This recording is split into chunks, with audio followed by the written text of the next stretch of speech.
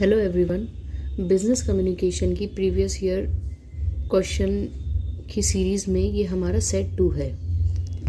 इस सेट में हम और कुछ इम्पोर्टेंट क्वेश्चंस आपके एग्ज़ाम के लिए इसमें डिस्कस करेंगे। तो हमारा क्वेश्चन 1 है, how many actions are included in the listening process. Listening process में कितने एक्शंस या कितनी क्रियाएं इंक्लूड होती हैं। ऑप्शन इज़ 2, 3, 5 या 4। तो the right answer is answer C. जो हमारी लिसनिंग प्रोसेस होती है उसमें 5 एक्शंस इंक्लूड होते हैं, जिसमें पहला एक्शन होता है रिसीविंग। दूसरी एक्शन होता है अंडरस्टैंडिंग। तीसरा एक्शन होता है हमारा इवेल्युएटिंग। फोर्थ एक्शन होता है हमारा रिमेंबरिंग एंड फिफ्थ एक्शन होता है हमारा रेस्पॉन्डिंग। तो इस तरीके से टोटल 5 एक्शंस हमारी लिसनिंग प्रोसेस में इंक्लूड होते हैं: रिसीविंग, अंडरस्टैंडिंग, इवेल्युएटिंग, रिमेंबरिंग और responding. So the correct answer is answer C. Question number 2, which is not the principle of effective communication. इनमें से कौन सा इफेक्टिव कम्युनिकेशन का प्रिंसिपल नहीं है। Option A principle of clarity, option B principle of completeness, option C principle of utmost good truth and option D none of these. तो जो हमारे इफेक्टिव कम्युनिकेशन के प्रिंसिपल्स हैं वो हैं clarity, completeness, conciseness, consideration, concreteness, courtesy and correctness. तो हमारे effective communication में क्लैरिटी और कंप्लीटनेस का प्रिंसिपल है, लेकिन principle of utmost good truth नहीं होता है। So the correct answer is option C, principle of utmost good truth is not the principle of effective communication. Steps of any mock interview. किसी भी mock interview के कितने steps होते हैं। तो किसी भी मॉक इंटरव्यू के 6 स्टेप्स होते हैं, जिसमें कि पहला स्टेप होता है हमारा preparation, then practice, then feedback, then revision, then follow up and then finalization. तो हमारे मॉक इंटरव्यू में टोटल 6 स्टेप्स होते हैं। So the correct answer is option D. Question number 4, resume is an application letter of. जो resume होता है वो application letter होता है किसका। जॉब पैकेज के लिए, इंक्वायरी के लिए, कंप्लेन के लिए या फिर नन ऑफ दीज, इनमें से किसी के लिए नहीं। तो जो हमारा रिज्यूम एप्लीकेशन होती है हमारी, वो जॉब पैकेज के लिए होती है। क्योंकि रिज्यूम क्या होता है हमारा, रिज्यूम एक हमारा फॉर्मल डॉक्यूमेंट होता है जिसे कोई भी कैंडिडेट अपनी क्वालिफिकेशन को, अपने स्किल्स को, अपने एक्सपीरियंस को शो करने के लिए यूज करता है for a job. So the correct answer is answer number a. Question number 5, Alvin Toffler analyse the historical progress of communication in. जो एल्विन टॉफलर थे उन्होंने हिस्टोरिकल प्रोग्रेस कम्युनिकेशन को कितने वेव्स में एनालाइज किया था। 4 वेव्स में, 5 वेव्स में, 3 वेव्स में या 2 वेव्स में। तो the correct option is option D. So question number 6, which one is not the modern means of communication. इनमें से कौन सा कम्युनिकेशन का मॉडर्न या आधुनिक रूप नहीं है। First one is internet, second one is citizen band radio, third one is fax और fourth one is post card. तो the correct answer is option d, post card. Post card जो है वो कम्युनिकेशन का आधुनिक मीन्स या आधुनिक माध्यम नहीं है। पोस्ट कार्ड कम्युनिकेशन का एक ट्रेडिशनल मीन है, यानी कि पुराना मीन है, पुराना मेथड है। So the correct option is option d. Next question number 7, which of the following is not an element of the communication process. इनमें से क्या कम्युनिकेशन प्रोसेस का एलिमेंट नहीं है। Receiver, channel, communication and decoding. So जैसा कि हम सब ने पढ़ा है पहले क्लासेस में कि कम्युनिकेशन प्रोसेस में रिसीवर भी होता है, चैनल भी होता है और डिकोडिंग भी होती है, लेकिन कम्युनिकेशन प्रोसेस में कम्युनिकेशन नहीं होता है। क्योंकि कम्युनिकेशन की ही प्रोसेस की हम बात कर रहे हैं, तो रिसीवर, चैनल और डिकोडिंग ये उसके एलिमेंट हैं, बट कम्युनिकेशन एलिमेंट एक एलिमेंट नहीं है। So the correct answer is answer C. Next question is green colour is indication of. जो ग्रीन कलर होता है वो किसको रिप्रेजेंट करता है या किसको इंडिकेट करता है? तो ग्रीन कलर रिफ्रेशनेस को इंडिकेट करता है। So the correct option is option C. Question number 9, the most important part of the letter. किसी भी लेटर का इंपॉर्टेंट पार्ट क्या होता है? डेट, लेटर की date, body of the letter, the heading या फिर पोस्ट स्क्रिप्ट। तो सही आंसर है आंसर बी, क्योंकि किसी भी लेटर का जो मेन पार्ट या इम्पोर्टेंट पार्ट होता है वो उसकी बॉडी होती है, और बॉडी में हम क्या लिखते हैं? जो भी मेन कंटेंट होता है हमारा या जो मेन मैसेज होता है, और वही उसको पार्ट लेटर का ज़रूरी पार्ट बनाती है, क्योंकि जो मेन मैसेज है, आप मेन मैसेज को, मेन कंटेंट को आप वहाँ पे डिलीवर करते हैं या लिखते हैं। Communication. Next question is question number 10, communication problems otherwise known as. Communication problems को हम और क्या कह सकते हैं? एनक्वायर, एनकोडिंग, डिकोडिंग या बैरियर्स। तो जैसा कि हम सब जानते हैं कि जो कम्युनिकेशन प्रॉब्लम्स होती हैं या जो कम्युनिकेशन में बाधाएं आती हैं, उनको हम कम्युनिकेशन बैरियर्स के नाम से जानते हैं। So the correct option is option d. Next question is question number 11, communication between HR manager and finance manager is an example of. अगर HR मैनेजर और फाइनेंस मैनेजर के बीच में कन्वर्सेशन या कम्युनिकेशन हो रही है, तो वो इनमें से कौन से फ्लो को शो करती है या कौन सी कम्युनिकेशन होती है? Horizontal communication, diagonal communication, upward communication या डाउनवर्ड कम्युनिकेशन। तो सही आंसर है इसका हॉरिजॉन्टल कम्युनिकेशन। जब HR मैनेजर और फाइनेंस मैनेजर आपस में कम्युनिकेट करते हैं, तो वो दोनों अलग डिपार्टमेंट से हैं। HR डिपार्टमेंट अलग है और फाइनेंस डिपार्टमेंट अलग है, बट वो दोनों ही सेम लेवल पर हैं। HR भी वो दोनों ही सेम लेवल पर हैं, मैनेजर के लेवल पर।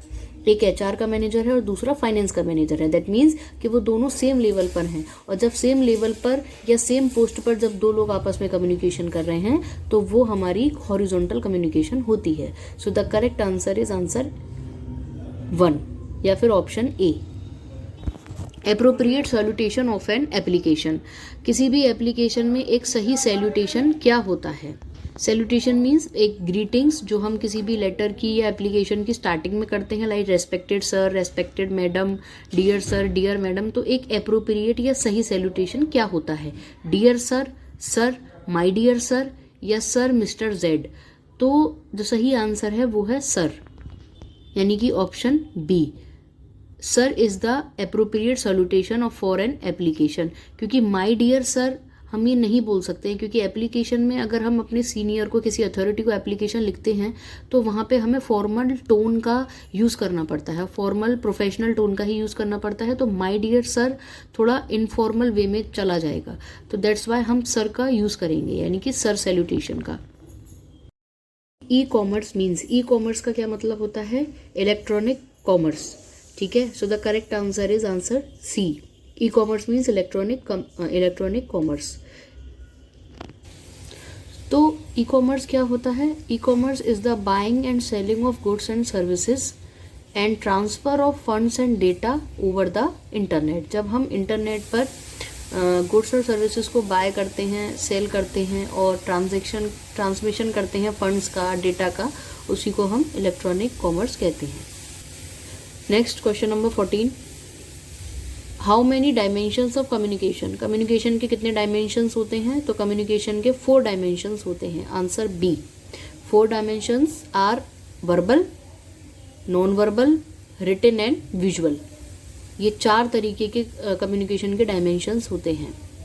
सो the correct answer is answer 4। Next, which of the following is not an advantage of written business communication. इनमें से क्या रिटन बिजनेस कम्युनिकेशन का एक एडवांटेज नहीं है? फर्स्ट है proof of future reference, economical, lack of secrecy या good for detailed information. तो जो रिटन बिजनेस कम्युनिकेशन होती है उसमें सीक्रेट नहीं होता है। इसमें जो हमारी कम्युनिकेशन होती है वो इनक्रप्टेड नहीं होती है, लाइक वो सेफ नहीं होती है। हम जहाँ सीक्रेट मेंटेन करना चाहते हैं, हो सकता है हमारा सीक्रेट वहाँ मेंटेन ना हो। हम इंफॉर्मेशन किसी को पहुँचाना चाहते हैं बट वो किसी और को डिलीवर हो गई। कोई ऐसा गुप्त विषय है जो सबके साथ डिस्क्लोज नहीं किया जा सकता, ठीक है। तो रिटन कम्युनिकेशन में कहीं ना कहीं जो हमारी सीक्रेसी है, हमारी प्राइवेसी कह सकते हैं, हमारा जो सीक्रेट है वो सिक्योर नहीं रहता है। So the correct answer is option C. Next question is precise and summary are. जो प्रिसाइज एंड समरी होती है वो सेम होते हैं, पार्शियली डिफरेंट यानी कि थोड़े से डिफरेंट होते हैं, या बिल्कुल डिफरेंट होते हैं। So the correct answer is answer C, different. Precise and summary दोनों ही अलग चीज़ें होती हैं। प्रिसाइज का मतलब होता है जो आपका आइडिया है, जो आपका टेक्स्ट है उसका मेन आइडिया बताना। प्रिसाइज मीन्स कि आपका जो टेक्स्ट है, आपकी इंफॉर्मेशन, आपका जो कंटेंट है उसका मेन आइडिया क्या है एक स्ट्रक्चर्ड फॉर्म में, दैट इज प्रिसाइज। और समरी क्या होता है? समरी मीन्स आपके कंटेंट का ओवरव्यू या आपके टेक्स्ट का ओवरव्यू, जिसे पढ़ के आपको पूरे कंटेंट की जो इन्फॉर्मेशन है वो ओवरव्यू के तौर पे मिल जाए। आपने ओवरव्यू पढ़ लिया और देन आप उसकी पूरी चीज़ को समझ गए, that is summary. So precise and summary are two different. So the correct option is option C. Next question 17, an enterprise use for same information to many persons.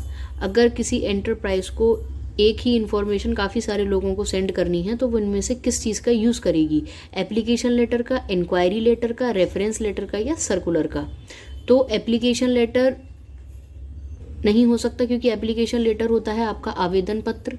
Inquiry letter भी नहीं हो सकता क्योंकि इंक्वायरी लेटर मीन्स आप किसी चीज़ की inquiry ले रहे हैं, कोई इन्फॉर्मेशन सीख करना चाहते हैं। रेफरेंस लेटर भी नहीं हो सकता कि आप किसी चीज़ को रेफ़र यहाँ नहीं कर रहे हैं। और तो बचता है circular letter. So the correct option is circular. जब आपको सेम इंफॉर्मेशन कई सारे लोगों को ट्रांसफ़र करनी है या कन्वे करनी है तो देन आप सर्कुलर का यूज़ करेंगे। Question number 18, EDP stands for. EDP की फुल फॉर्म क्या होती है? Entrepreneur development programme. So the correct option is option A. EDP का मेन काम होता है एंटरप्रेन्योर स्किल्स को डेवलप करना और एंटरप्रेन्योरशिप को प्रमोट करना। ड्राफ्टिंग क्या है? एक प्रोसेस है, डायरेक्शन है, रिमाइंडर है, या इंफॉर्मेशन है? तो ड्राफ्टिंग एक प्रोसेस होती है जहाँ पे हम अपने डॉक्यूमेंट का एक इनिशियल प्लान या इनिशियल वर्जन को लिखते हैं, या अपने प्लान के इनिशियल वर्जन को हम राइट डाउन करते हैं, that is known as drafting. So drafting is a process. तो the correct answer is option a. Lack of interest in a topic is. अगर किसी टॉपिक में आपका इंटरेस्ट कम है या इंटरेस्ट नहीं है तो वो कौन सा बैरियर है? सेरियर ओरिएंटेड बैरियर, वो सेंडर के बेस पर बैरियर है या सेंडर का बैरियर है? रिसीवर ओरिएंटेड बैरियर, या वो रिसीवर का बैरियर है? टेक्नोलॉजी का ओरिएंटेड बैरियर, या वो टेक्नोलॉजी का बैरियर है, या फिर नन ऑफ दिस, इनमें से कोई भी नहीं। तो लैक ऑफ इंटरेस्ट जो बैरियर है वो रिसीवर ओरिएंटेड बैरियर है या कि रिसीवर का बैरियर है। फॉर एग्जांपल, आप सेंडर ने कोई इन्फॉर्मेशन या कोई आइडिया कन्वे करना चाह रहा है और वो रिसीवर तक पहुंच भी गया है, लेकिन वो उस आइडिया में या उस इन्फॉर्मेशन में बिल्कुल भी इंटरेस्टेड नहीं है। तो ही और she has the lack of interest in that topic. वो उस टॉपिक को सुनना ही नहीं चाहता, ठीक है। जो रिसीवर है वो उसका कोई उसमें इंटरेस्ट नहीं है। जब उसको इंटरेस्ट नहीं होगा देन वो प्रॉपरली उसको सुन नहीं पाएगा और प्रॉपर लिसनिंग नहीं हो पाएगी, और प्रॉपर लिसनिंग नहीं हो पाएगी देन हमारी इफेक्टिव कम्युनिकेशन भी नहीं हो पाएगी। So lack of interest is the receiver oriented barrier. So the correct option is option B. 21 question, the following is the most effective ways of communication. इनमें से क्या कम्युनिकेशन का सबसे इफेक्टिव, सबसे अच्छा तरीका है? रिटन कम्युनिकेशन करना, वर्बल कम्युनिकेशन करना, या नॉन वर्बल कम्युनिकेशन करना? तो कम्युनिकेशन करने का जो सबसे इफेक्टिव वे है वो है written communication. So the correct option is option A, क्योंकि जो हमारी रिटन कम्युनिकेशन होती है वो हमारे फ्यूचर रेफरेंस के लिए भी काम आती है, फ्यूचर एविडेंस के लिए भी काम आती है। फॉर एग्जांपल, अगर दो बिजनेसेस कोई डील करना चाहते हैं, कोई किसी प्रोजेक्ट पर वर्क करना चाहते हैं और उन्होंने एक एग्रीमेंट तैयार कर लिया, ठीक है, उन्होंने एक रिटन एग्रीमेंट कर लिया अब दोनों के बीच में, देन वो एग्रीमेंट जो होगा, जो रिटन में है, वो एक सबूत के तौर पे फ्यूचर में वर्क करेगा